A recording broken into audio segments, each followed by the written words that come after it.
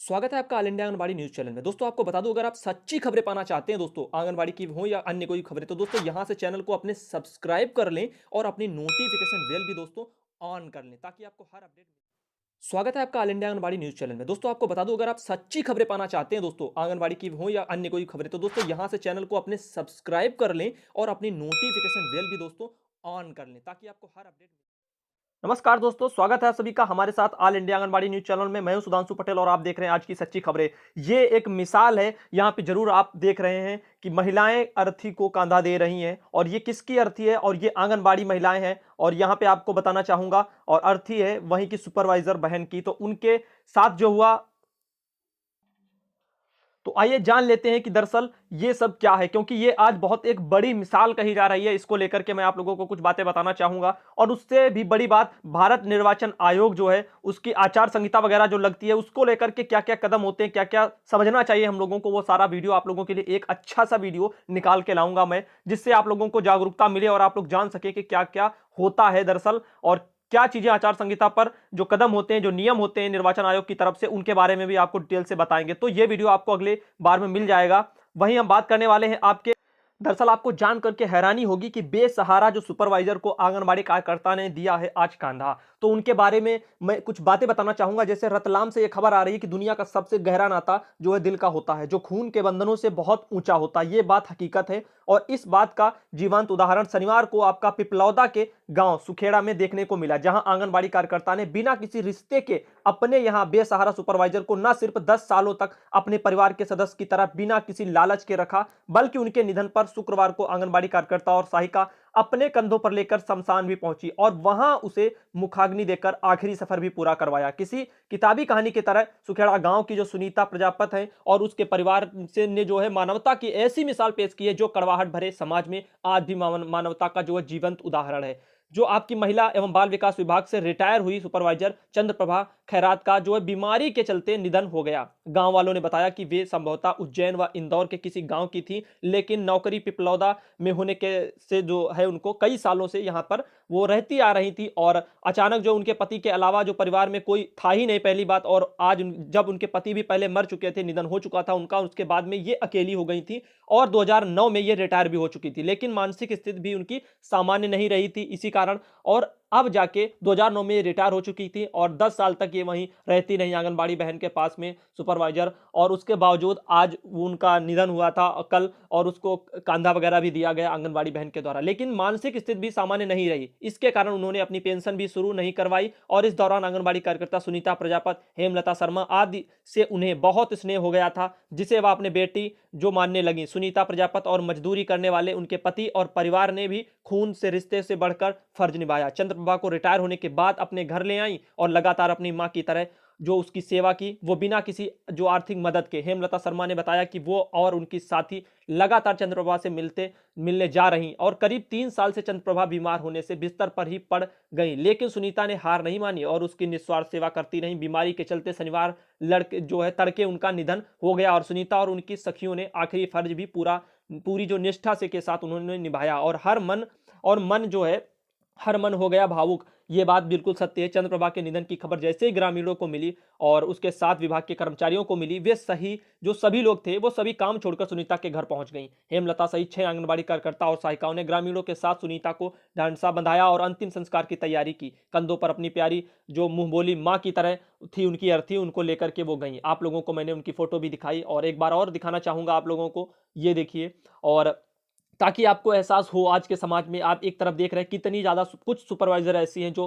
आंगनबाड़ियों का शोषण करती जा रहे हैं, दूसरी तरफ एक ये अनोखा बंधन जो मैं कहना चाहूंगा आंगनबाड़ी और सुपरवाइजर का था, जो एक मिसाल बन के उभरी हैं। इसीलिए मैंने इनको अपने चैनल पर एक समाज के लिए एक अच्छी सोच को लेकर के बढ़ाते हुए जागरूकता को एक संदेश देना चाहा है। और अगली जो खबर है आप लोगों को मैं बताना चाहूंगा, जागरण वालों की तरफ से निकाला गया। दरअसल कानपुर जो है, वहां से उत्तर प्रदेश के कानपुर से, उनका कहना है कि शक्ति पर आंगनबाड़ी भवन निर्माण ने पकड़ी है रफ्तार। तो जब शक्ति की गई तब वहां पे रफ्तार पकड़ी। दरअसल बताया यह जा रहा है कि जागरण संवाददाता जो है उन्होंने बताया कि सीडीओ की शक्ति के बाद अब आंगनबाड़ी केंद्रों का निर्माण जोर जो है पकड़ने लगा है। इससे दूसरों के जो है रहमो करम पर चल रहे हजारों केंद्र जल्द ही खुद के भवनों में संचालित होने की आस जगी है। और वहीं ग्रामीण नियंत्रण विभाग से स्वीकृत जो 59 केंद्रों का निर्माण शुरू करा दिया गया है। जनपद में इस समय बाल विकास विभाग की ओर से 1700 जो है 88 आंगनबाड़ी केंद्रों का संचालन किया जा रहा है। ये तमाम चीजें हैं तो आपके कानपुर देहात से थी। अगली जो खबर है वो निकल के आ रही है, उसको देखिए। वो खबर आ रही है आपके बिहार के रोहतास से। तो दोस्तों देखते हैं बिहार के रोहतास में क्या कुछ हो रहा है। तो यहाँ पे निकाली गई है आंगनबाड़ी केंद्रों से निकाली गई है पोषण रैली। तो पोषण रैली के बारे में वहां की हम कुछ जानकारी लेते हैं। तो चलिए आइए देखते हैं। जो आपका पडरिया आंगनबाड़ी केंद्र के सीडीपीओ जो हैं सरोज टोप्पो के जो नेतृत्व में बच्चों, सेविकाओं व सहायिकाओं ने पोषण रैली निकाली है। आंगनबाड़ी केंद्रों के बच्चे हाथों में जो स्लोगन लिखे, तख्ती लेकर अब जो है अच्छे माँ बाप की हैं जो पहचान, साफ सफाई व बच्चों के स्वास्थ्य पर रखें ध्यान, सही पोषण से देश रोशन, शौचालय का हरदम प्रयोग करना, रोगों को दूर भगाना का नारा बुलंद करते हुए अपने पोषक जो क्षेत्र हैं उनका भ्रमण किया है। मौके पर महिला पर्यवेक्षिका निर्मला देवी थी और रुखसाना खातून सहित अन्य जो कई महिलाएं थी वो भी वहां पे उपस्थित रही। तो चलिए आगे चलते हैं। अगली जो बड़ी खबर है उसको हम लोग देख। अगली खबर आपके लिए निकल के आ रही है झारखंड के जामताड़ा से। जी हां, यहां पे बताया जा रहा है कि जर्जर आंगनबाड़ी केंद्र व विद्यालय भवन से दुर्घटना की आशंका है। जी हां, बिल्कुल है, इसीलिए मैंने इसको दिखाया भी है ताकि ऐसी दुर्घटनाएं वगैरह ना हो, क्योंकि सरकार का काम है मुआवजा देना। वो कुछ हो जाएगा तो कल को मुआवजा देंगी और चार आंसू बहेंगी, निकल जाएंगी। लेकिन इससे पहले ही अगर ये चीजें सुधर जाएं तो बहुत अच्छी बात है। इसीलिए ये जर्जर जो भवन है जहां पे आशंका बताई जा रही है उसकी कुछ तस्वीरें आप देख पा रहे होंगे। तो मैं चाहता हूं यहां की जो स्थिति है उसको सुधारा जाए, पहले से ही कोई ऐसी चीजें ना हो, तो इसका सरकार अच्छे से ध्यान रखे। तो चलिए आगे चलते हैं, देखते हैं इसके बारे में जो जानकारी निकल के आ रही है। इसमें बताया क्या जा रहा है। यहां पे बताया जा रहा है कि आपका प्रखंड क्षेत्र के जर्जर आंगनबाड़ी केंद्र हैं जामताड़ा में, तो वहां पे जो एवं विद्यालय बड़ी दुर्घटना को आमंत्रित दे रहे हैं। बिल्कुल है, क्योंकि विभाग जो वहां का केंद्र है उसकी हालत आपने देखी अभी। विभाग को जानकारी होने के बावजूद भी इस ओर कोई बड़ा कदम अब तक नहीं उठा पाया है। तो ये एक हमेशा से चलता आ रहा है, आवाज कितनी भी उठाई जाए लेकिन इतनी आसानी से कोई एक्शन नहीं लेती है सरकार। तो ये बड़ी बात है। और जर्जर विद्यालय एवं आंगनबाड़ी केंद्रों में बच्चों का आवागमन होता रहता है, परंतु विद्यालय एवं आंगनबाड़ी केंद्र के संचालक जो है शिक्षक एवं सेविका लिखित आवेदन देकर विद्यालय की मरम्मत एवं जर्जर भवन को यथाशीघ्र तोड़ने की मांग भी किया गया। लेकिन परंतु अब तक जर्जर जो भवन है उसको तोड़ा भी नहीं गया है, जिसके कारण मुख्यालय स्थित आंगनबाड़ी केंद्र ने बच्चों, अभिभावकों में दहशत का माहौल फैला हुआ है। जर्जर अवस्था में होने पर भी जो है कभी भी बड़ा हादसा हो सकता है। तो सरकार को चाहिए कि इसको सबसे पहले ही देखा जाए और ताकि ऐसे बड़े हादसे ना हो सके। इस बारे में अधिकारियों, ग्राम पंचायत प्रशासन को अवगत कराने के बाद भी सुध नहीं ली जा रही। सबसे बड़ी बात तो ये है, इतना सब कुछ किया गया है उसके बावजूद भी सुध नहीं ली जा रही है। तो मुझे उम्मीद है आज का अगर ये वीडियो आप लोग शेयर करते हैं, लाइक करते हैं, तो हो सकता है इस केंद्र की हालत दुरुस्त कर दी जाए। तो चलिए आगे बढ़ते हैं, एक अगली खबर की ओर हम लोग बढ़ रहे हैं। अगली जो बड़ी खबर निकल के आ रही है वो है आपके हरियाणा के झज्जर से खबर। तो वहां पे देखते हैं क्या हो रहा है। तो यहां पे बताया जा रहा है कि 5 जो दिवसीय आंगनबाड़ी वर्कर कार्यशाला का हुआ है समापन।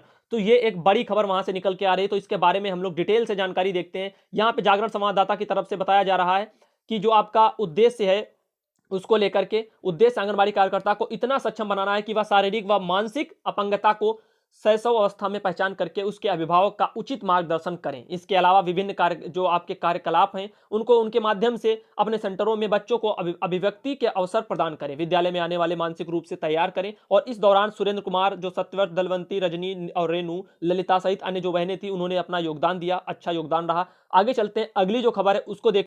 यहां पे आप देख पा रहे होंगे हरियाणा के पंचकुला से ये खबर आ रही है, निकल के सामने आ रही है। इसमें क्या बताया जा रहा है, इसमें बताया जा रहा है कि आंगनबाड़ी में जो हरियाणा में जो आंगनबाड़ी है वर्करों व हेल्परों को मिला है बड़ा मानदेय, हड़ताल हो गई खत्म। लेकिन ये उनके हाथ पर जब आएगा हम तभी यकीन करेंगे। तो हरियाणा से जो भी बहनें वीडियो देख रही हैं प्लीज अपना कमेंट जरूर करना, ताकि मुझे एहसास हो सके, पता चल सके कि आप पूरा वीडियो देख रही थी और इस वीडियो में आपके वहां से खबर आई। तो आप कम से कम धन्यवाद दे सकती है। धन्यवाद भले ही ना दे, कम से कम कुछ तो लिख के भेजिए कि हाँ मुझे खबर मिली है और आपके वहां मानदेय को लेकर के जो बताया जा रहा है, जो खबरें आ रही है सोशल मीडिया पे और मीडिया में कि आपका धरना खत्म हो चुका है, मानदेय बढ़ा हुआ मिल जाएगा, ये तमाम चीज। जैसा कि यहां पे लिखा है कि बढ़ा मानदेय जो है मिला है, बढ़ा मानदेय। तो क्या बढ़ा मानदेय आपका मिल गया है, वो कौन सा है, क्या मोदी जी वाला या अलग से बढ़ा, ये तमाम चीजें तो इसके बारे में आप खुद कमेंट करके बताएं तो ज्यादा अच्छा रहेगा। दूसरी बात, इसके बारे में हम लोग और डिटेल से जानते हैं। इसमें बताया जा रहा है कि गुरुग्राम में मुख्यमंत्री मनोहर लाल के आश्वासन के बाद आंगनबाड़ी कार्यकर्ता और हेल्पर्स ने 20 फरवरी से चली आ रही हड़ताल खत्म कर दी है। तमाम आंगनबाड़ी वर्कर्स व हेल्पर को केंद्र व राज्य का बकाया मानदेय, भवनों का किराया और तमाम मदों के जो बकाया का भुगतान शुरू कर दिया गया है। तो देखते हैं शुरू कर दिया गया है तो कब तक पहुंचता है। जब भी पहुंचेगा हमारे पास तक तो सूचना बहनों के माध्यम से जरूर आ जाएगी और यह सच्चाई निकल के जरूर आएगी सामने। सीएम से वार्ता के दौरान विभाग के अफसरों ने बताया कि राज्य के कई ब्लॉक में प्रधानमंत्री नरेंद्र मोदी द्वारा घोषित बढ़ा हुआ मानदेय दे दिया गया है। अच्छी बात है।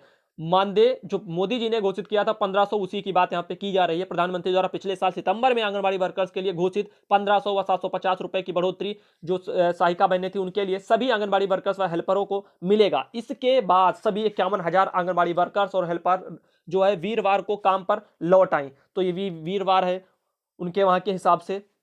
आगे चलते हैं, आगे क्या बताया जा रहा है। बताया जा रहा है कि हरियाणा कर्मचारी महासंघ के प्रांतीय महासचिव हैं वीरेंद्र सिंह धनखड़ ने कहा है कि सरकार अब जो है सभी कच्चे कर्मचारियों को नियुक्ति तिथि से पक्का करते हुए पुरानी पेंशन स्कीम लागू करे। यह बात बिल्कुल हकीकत है, क्योंकि आज के टाइम पे आंगनबाड़ी ही एक ऐसा जिस विभाग में काम कर रहे हैं बाल विकास में, वही सबसे पिछड़ा हुआ है। यहां पे सिर्फ उन कर्मचारियों के लिए कोई ठोस उनके आगे की जो जिंदगी है उसको गुजारने के लिए कोई कदम नहीं है, ना आज के मौजूदा समय में उनका इतना मानदेय है जिससे वो अपना गुजर बसर कर सके। 26 सूत्री मांग पत्र को लागू किया जाए ताकि कर्मचारी के हितों की रक्षा हो सके। धनखड़ ने कहा कि जो हरियाणा के कर्मचारी हैं उनका वेतन पंजाब से 15,000 रुपए महीने तक कम है, जबकि मंत्री व विधायकों ने वेतन भत्ते ज्यादा से भेदभाव भी उन्होंने खत्म होने के लिए ये सब अर्जी लगाई है। तो देखते हैं आने वाले समय में क्या होता है, खासकर हरियाणा से। वहीं बात करें तो उत्तर प्रदेश के हाथरस से जो खबर निकल के आ रही है जागरण वालों की तरफ से, तो उनका कहना है कि आंगनबाड़ी केंद्र के निर्माण में एयरपोर्ट जो अथॉरिटी है उसका रोड़ा लग रहा है। तो देखते हैं एयरपोर्ट अथॉरिटी का रोड़ा क्यों लग रहा है और क्या चीजें। आचार संहिता के चलते जल्दबाजी में शुरू किया गए जो आंगनबाड़ी केंद्रों के भूमि पूजन के साथ ही पेच फंसने शुरू हो गए हैं। डीएम के हस्तक्षेप पर जो सहपऊ है आंगनबाड़ी केंद्र पर सीडीपीओ के ने जो है मौजूदा स्थान पर निर्माण व कराकर गांव में ही दूसरे स्थान पर निर्माण को निर्देश दिए हैं। इसको लेकर जो एयरपोर्ट अथॉरिटी है उनका अथॉरिटी ऑफ जो इंडिया है उन्होंने आपत्ति भी दर्ज कराई है। जनपद में 34 आंगनबाड़ी केंद्रों का एक साथ शुभारंभ जो है तत्कालीन डीएम रमाशंकर मौर्य ने भूमि पूजन कराकर किया था। निर्माण को जो फाइलों में ही व्यवस्था बना ली गई, मौके पर जगह का जो सत्यापन नहीं कराया गया, जल्दबाजी में किए गए भूमि पूजन अब प्रशासन के लिए सिर दर्द बन रहे हैं। जो ये तो चीजें होती हैं, अगर बिना जो है आप भूमि वगैरह पूजन तो पहले ही करा लिया गया और मौके पर सत्यापन हुआ नहीं जगह का, ये तमाम चीजें, तो ये दिक्कतें सरकार के सामने आ रही हैं। अब इसी गांव के जो मजरा मीरपुर में निर्माण होगा, निर्माण को प्रस्तावित 34 जो आंगनबाड़ी केंद्र हैं मनरेगा वगैरह, तो इसको लेकर के बड़ी खबर थी। और अगली जो बड़ी खबर आ रही है वो आप लोगों के लिए मैं अगले वीडियो में लेकर के आऊंगा। खास करके वो बहुत बड़ी खबर है पंजाब के फतेहगढ़ साहिब से, वहां से खबर आ रही है कि ऑडिट के लिए आई टीम ने की है आशा वर्करों से छेड़छाड़, फिर कमरे में बंद कर हो गए थे वो लोग फरार। तो इसके बारे में आप लोगों को डिटेल से सूचना दी जाएगी और बताया भी जाएगा। फिलहाल आज आप लोगों के लिए जो मिसाल मैंने रखी थी आंगनबाड़ी और सुपरवाइजर की, वो आप लोगों को कैसी लगी और वीडियो आप लोगों को कैसा लगा मुझे कमेंट करके जरूर बताना। और धन्यवाद दोस्तों वीडियो देखने के लिए। मिलेंगे आपको अगले वीडियो में अगली सच्ची खबरों के साथ में।